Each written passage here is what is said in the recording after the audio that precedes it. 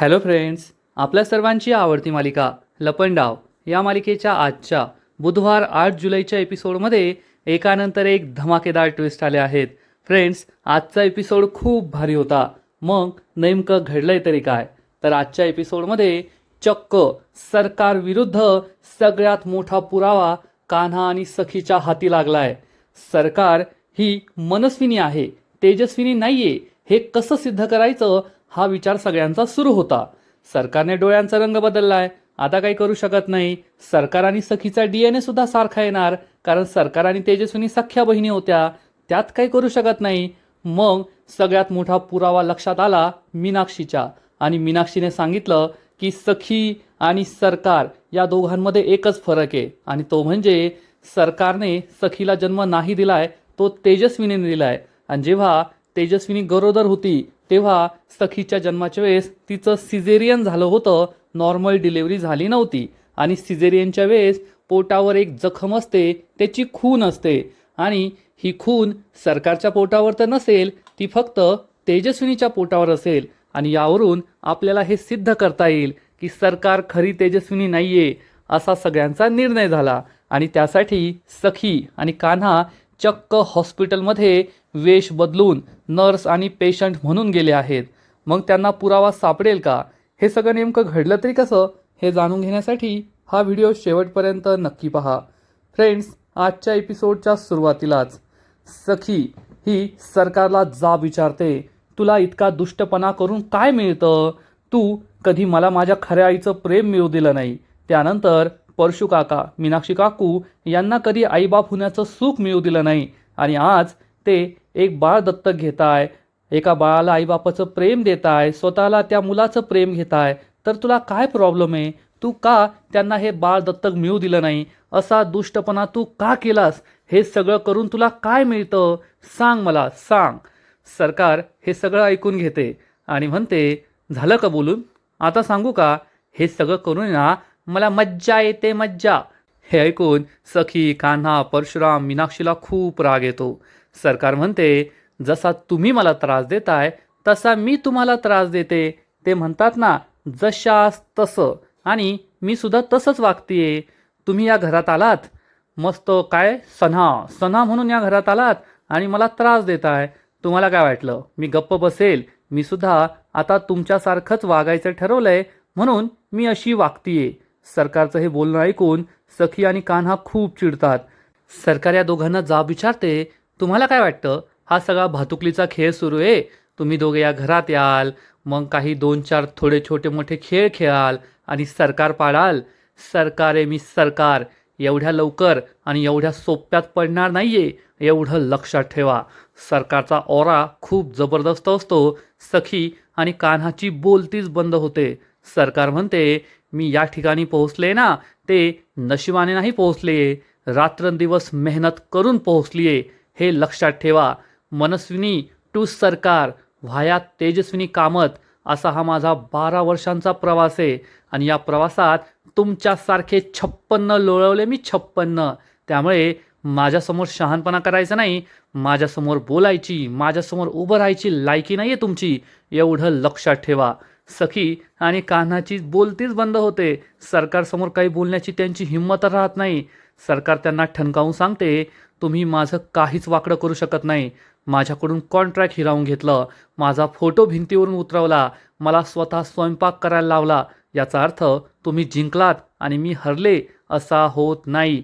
या छोट्या मोठ्या लढाया जिंकून तुम्ही हे युद्ध कधीच जिंकू शकत नाही, हे लक्षात ठेवा.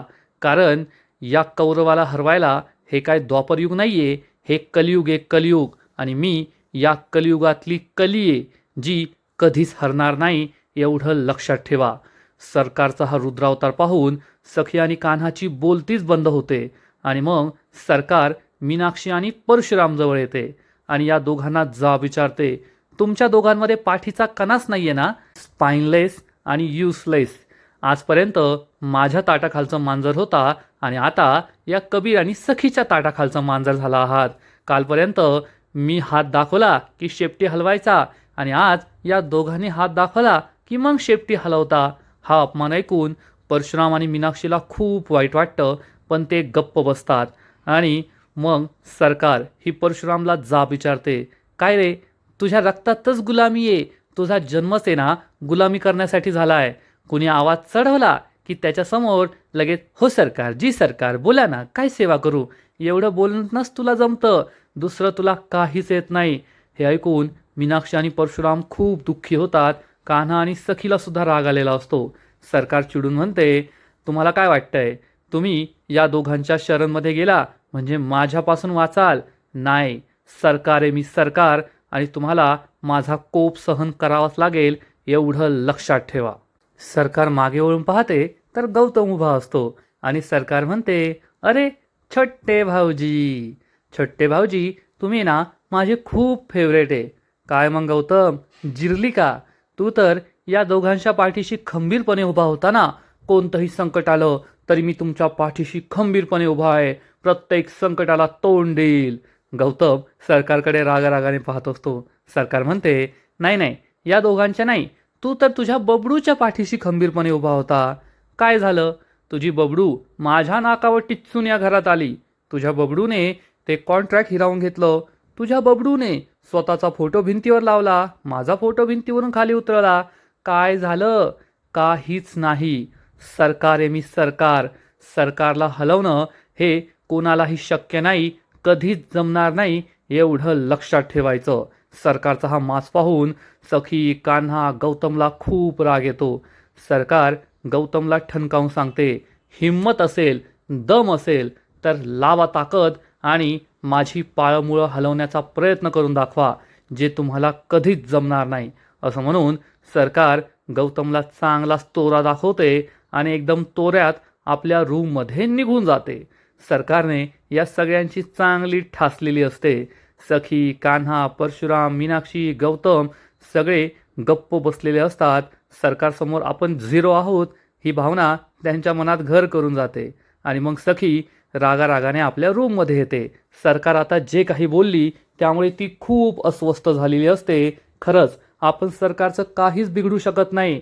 सरकार आपल्यासमोर खूप स्ट्रॉंग आहे आणि आपण तिच्यासमोर किच झाडकी पत्ती आहे असंच तिला वाटत असतं. आणि तेवढ्यात कान्हा तेथे येतो. सखी निराश झालीये हे कान्हाला समजतं आणि कान्हा सखीला म्हणतो, बेबी सरकार, तुम्ही एवढ्याने निराश होऊन जाऊ नका, हार मानू नका, सरकारचं बोलणं मनावर घेऊ नका. ती आपल्यासाठी एवढी महत्त्वाची नाहीये की आपण तिचं बोलणं मनावर घ्यावं. तर सखी चिडून म्हणते, कान्हा, काय चुकीचं बोलली ती? जे बोलली ते खरंच बोलली.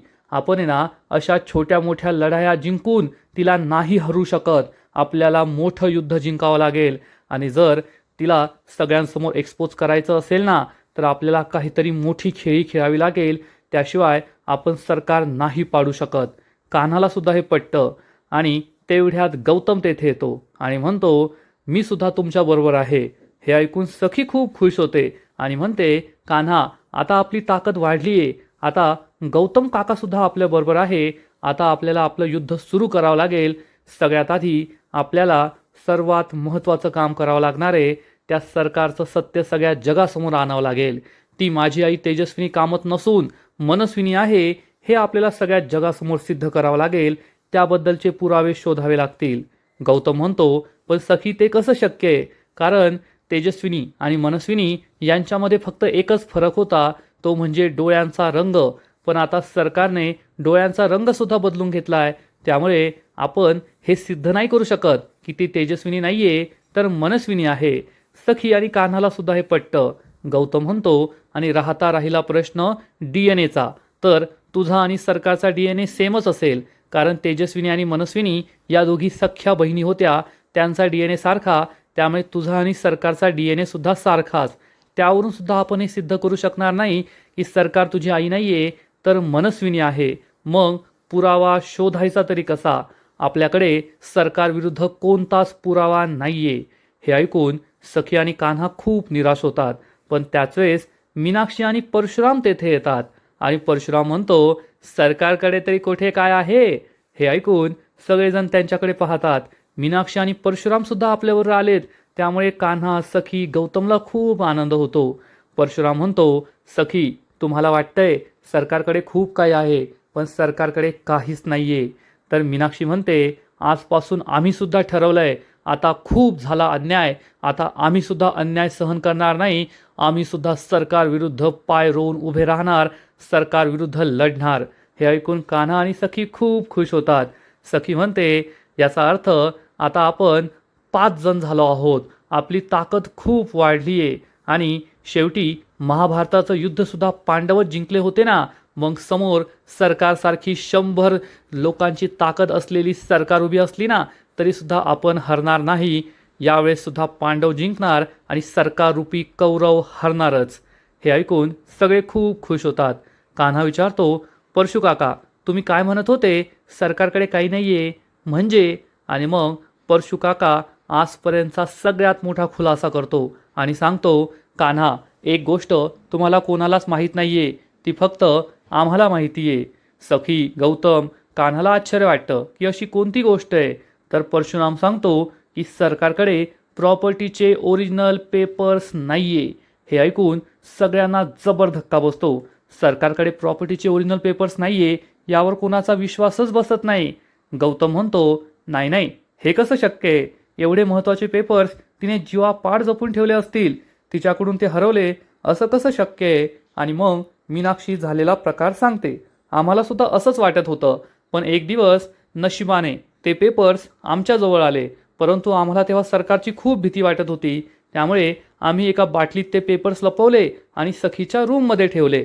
आणि मग जेव्हा सरकार घरात नव्हती तेव्हा आम्ही ते पेपर्स घेण्यासाठी परत आलो, तर त्या बाटलीमध्ये पेपर्स नव्हते, पेपर्स गायब झालेले होते. याचा अर्थ कुणीतरी हे पेपर्स चोरले. हे सगळं ऐकून सर्वांना आश्चर्य वाटतं. गौतम सांगतो, हो हो हो, आता मला सुद्धा आठवतंय, एक दिवस मनस्विनी माझ्या रूममध्ये आली होती आणि पेपर्स शोधण्याचा प्रयत्न करत होती. तेव्हा मी तिला विचारलं, तू येथे काय शोधतीयस? तर असंच रँडम उत्तर देऊन ती निघून गेली. आणि तेव्हा गौतमला सुद्धा झालेला सगळा प्रकार आठवतो की सरकार तिच्या रूममध्ये आली आणि सगळी शोधाशोध करत होती. गौतम म्हणाला, तू माझ्या रूममध्ये काय करतीये? आणि तेव्हा सरकार माज दाखवत बोलली, तुझी रूम, हे सगळं घर माझं आहे आणि मी येथे कुठेही जाऊ शकते, मला अडवणारा तू कोण? असं म्हणून सरकार निघून गेली होती. कान्हाला सुद्धा हे पटत असतं आणि सखीला लगेच हे आठवतं. सखी म्हणते, हो हो हो, आता सुद्धा माझ्या लक्षात येतंय. कान्हा, तुला आठवतंय का, जेव्हा आपण चाळीत राहायचो आणि आपण या घरावर दावा ठोकला होता तेव्हा ॲडव्होकेट सुवर्णा आली होती आणि तिने सुद्धा जेव्हा सरकारला प्रॉपर्टीचे पेपर्स मागितले तेव्हा सरकार म्हणाली की प्रॉपर्टीचे पेपर्स मी तुम्हाला दाखवू शकत नाही आणि तिने ॲडव्होकेट दुर्वेबरोबर सुवर्णाचं बोलणं घडून दिलं होतं.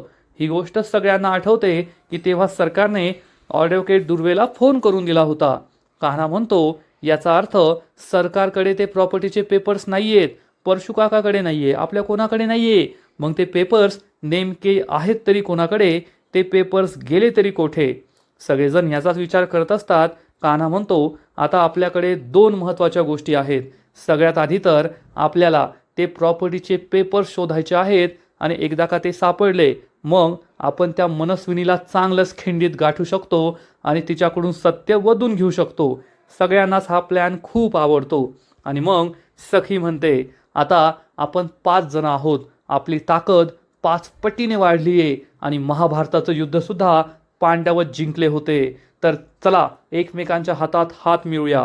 सखी हात पुढे करते आणि मग एक एक करून सगळेजण तिच्या हातावर हात ठेवतात. परशुराम, गौतम, मीनाक्षी आणि सगळ्यात शेवटी कान्हा हात सगळ्यात वर ठेवतो. सगळेजण खूप खुश असतात की आता आपण सगळे एकत्र आलो आहोत तर आपण सरकारला नक्कीच हरवू शकतो. पण तेवढ्यात गौतमचं लक्ष कान्हाच्या हातातील हळकुंडावर जातं आणि कान्हाच्या हळकुंडाची गोष्ट सगळ्यांना माहितीच आहे. गौतम विचारतो, कान्हा, तुझ्या हातात अजून हे हळकुंड आहे का? तू तर म्हणाला होतास की जेव्हा सखी तुझा नवरा म्हणून स्वीकार करेल तेव्हा तू हे हळकुंड काढून ठेवशील. आता तर सखीने तुझा नवरा म्हणून स्वीकार केलाय ना, मग तू हे हळकुंड हातात का ठेवलंय? सखी आणि कान्हा एकमेकांकडे पाहू लागतात, कारण सखी आणि कान्हाने एकमेकांना नवरा बायको मानलेलं नाहीये. फक्त या घरात येण्यासाठी त्यांनी हे नाटक केलंय. तेव्हा कान्हा हा गौतमला सांगतो, काका, माझा पूर्ण विश्वास आहे की लवकरच सखी मॅडम माझ्या हातातून हे हळकुंड काढून घेतील.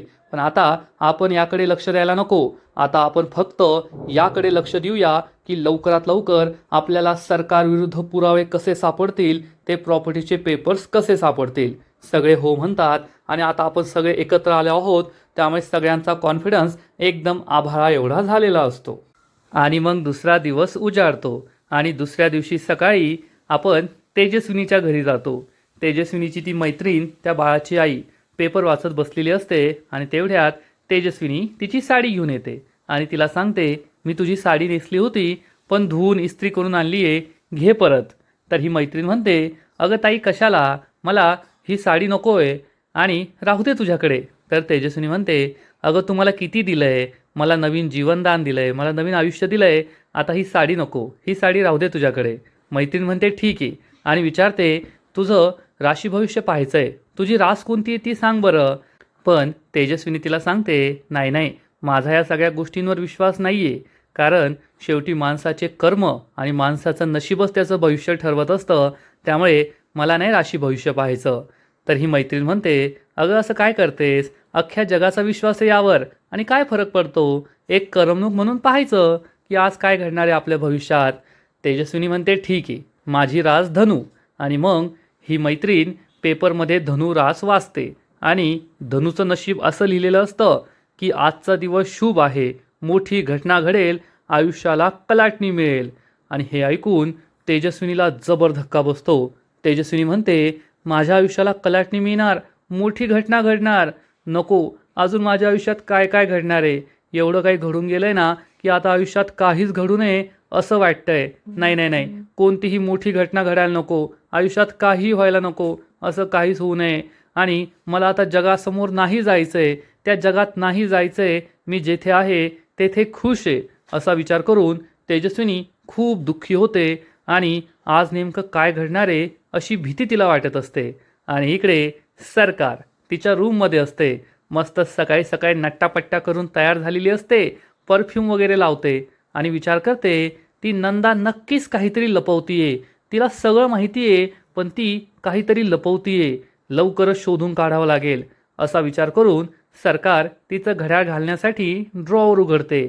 आणि ड्रॉवर उघडताच तिला जबर धक्का बसतो, कारण या ड्रॉवरमध्ये तिची जी बंदूक असते ती बंदूक नाहीये, बंदूक गायब झाली आहे.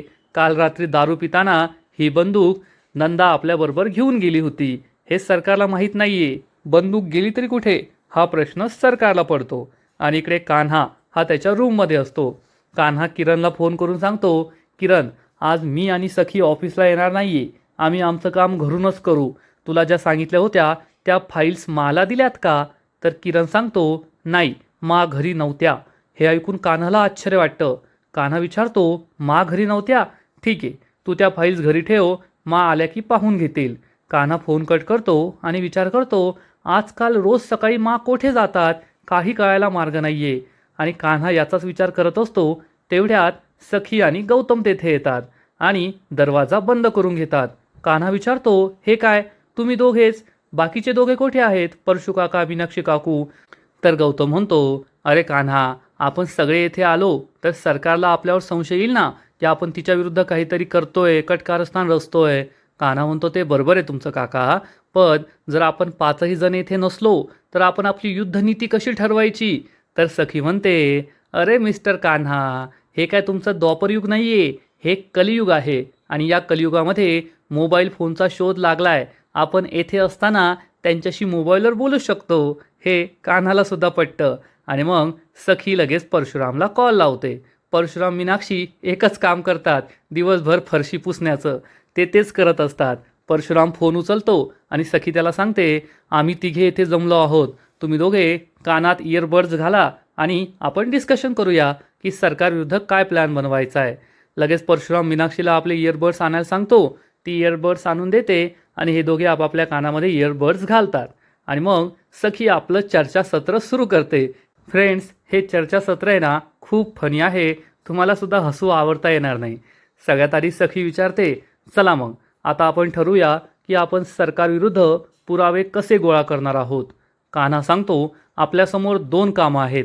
सगळ्यात पहिलं काम म्हणजे आपल्याला ते प्रॉपर्टीचे पेपर शोधायचे आहेत आणि दुसरं काम म्हणजे आपल्याला सरकार ही तेजस्विनी नसून मनस्विनी आहे हे शोधून काढायचं आहे. सखी विचारते, हे आपण कसं शोधून काढणार.